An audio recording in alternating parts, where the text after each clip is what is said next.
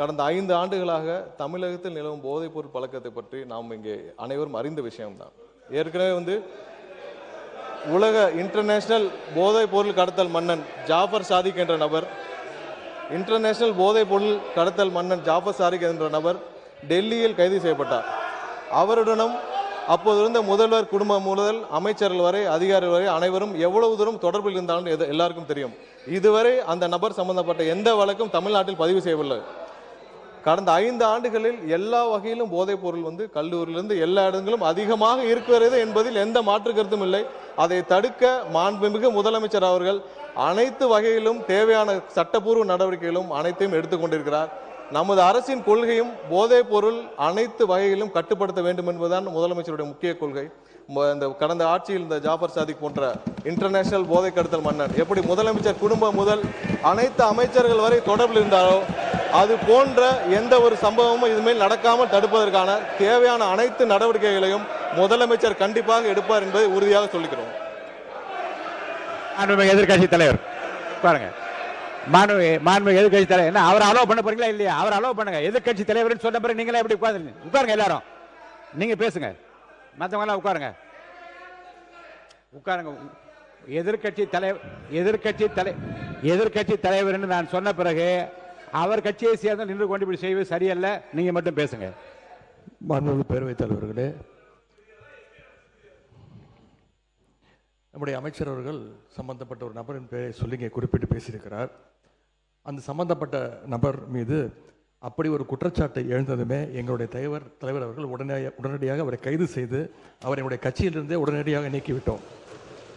ஆனால் இவங்களுடைய ஆட்சியில் என்ன லட்சணத்தில் நடந்துகிட்டு இருக்கு என்பதை இன்னைக்கு மக்கள் பார்த்துக்கிட்டு இருக்கிறாங்க. இன்றைக்கு ஒரு அமைச்சர் ஐபிஎல் மேட்சில் பவுடர், இன்னைக்கு அமைச்சர் ஐபிஎல் உட்காருங்க முடிக்கட்டும்.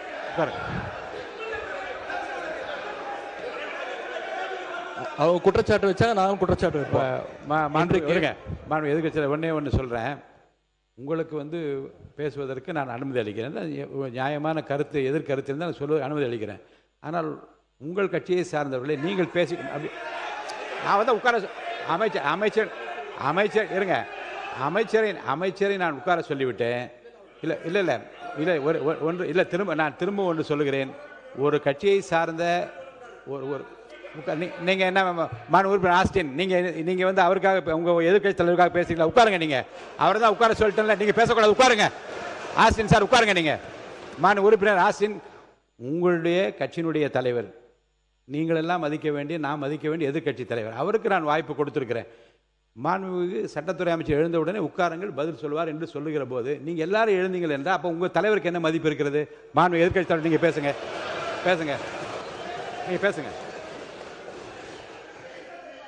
பேசுங்க. மாண்பு பேரவைத் தலைவர்களே, ஒரு அமைச்சரே ஐபிஎல் மேட்சில் பவுடர் நுணுக்கிக்கிட்டு மாத்திரை நுணுக்குன்னு கதை விட்டார்.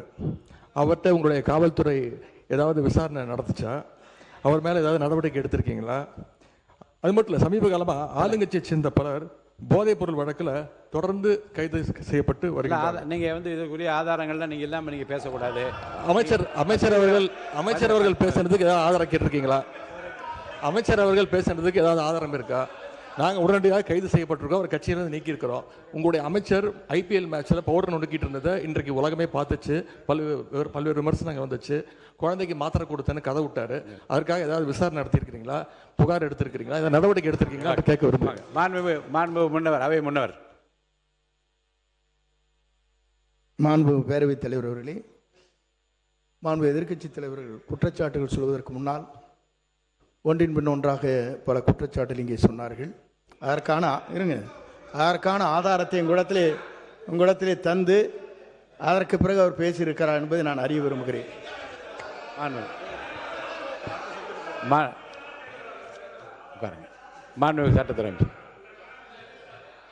மாண்புமிகு பேரவைத் தலைவர்களே, நான் குறிப்பிட்ட அந்த போதை கடத்தல் மன்னன் ஜாஃபர் சாதிக் சம்பந்தப்பட்ட எந்த பெயரையும் நான் சபை நாகரிகம் கருதி சொல்லவில்லை.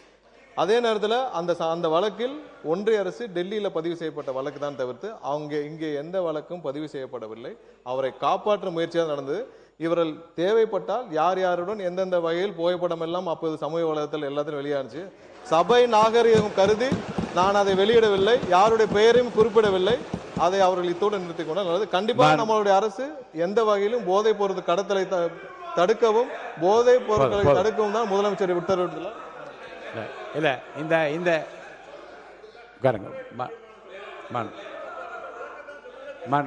உறுப்பினர்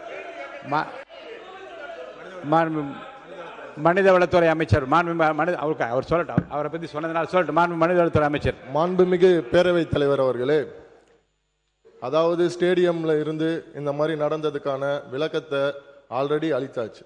அதுல அவங்களுக்கு பல்வேறு முரண்பாடுகள் இருக்கலாம், பல்வேறு கருத்துக்கள் இருக்கலாம். அப்படி இவங்க சொல்றாங்கன்னா அந்த சமயத்துல திராவிட முன்னேற்ற கழகத்தின் ஆட்சி தான் நடந்தது. அப்போ ஸ்டேடியம் வாசல்ல இருந்து இவங்கெல்லாம் வந்து அந்த மாதிரியான போதைப் பொருள் வித்தாங்கன்னு சொல்லி ஒத்துக்கிறாங்களா? அப்போ அதனால ஆதாரம் இல்லாமல் விளக்கம் கொடுத்ததுக்கு அப்புறமும் தேவையில்லாத பேச எனக்கு கூட தான் வந்து இப்ப செய்திகள்ல நீங்க சொல்லக்கூடாதுன்னு சொல்றீங்க. என்னோட அதாவது என் துறையை சார்ந்த கிட்டத்தட்ட அரசு வேலை கொடுக்கறதா சொல்லி 888 கோடி ஊழல் பண்ணிருக்காங்க. எனக்கு பல்வேறு முரண்பாடுகள் இருக்கு. அதனால விளக்கம் அளித்ததுக்கு அப்புறம் அது மாதிரி தேவையில்லாத விஷயங்களை கருத்துக்களை தெரிவிக்க வேண்டாம் என்றது பேரவை வாயிலாக நான் தெரிவித்துக் கொள்கிறேன். மாண்புமிகு உறுப்பினர் உட்காருங்க.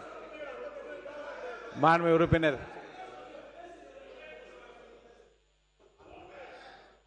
பேரவைத் தலைவர் அவர்களே, அவரை பற்றி குற்றச்சாட்டு சொன்னால் அதற்கு பதில் சொல்லிட்டாரு.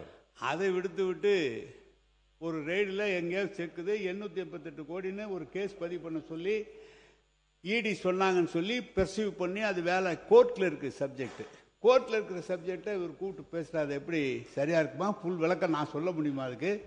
எனவே அதை அவை குறிப்பிலிருந்து நீக்க வேண்டும். 1 2 அவரை பற்றி சொன்னதுக்கு நீங்கள் பதில் சொல்லுங்க. அதை விட்டுட்டு ஏன்டானா நீங்கள் மற்றவனை பற்றி பேசியிருக்கீங்க. நீங்கள் எடுத்தீங்களே அந்த கார்டில் தண்ணீங்களே அது என்னன்னு சொல்லுங்க.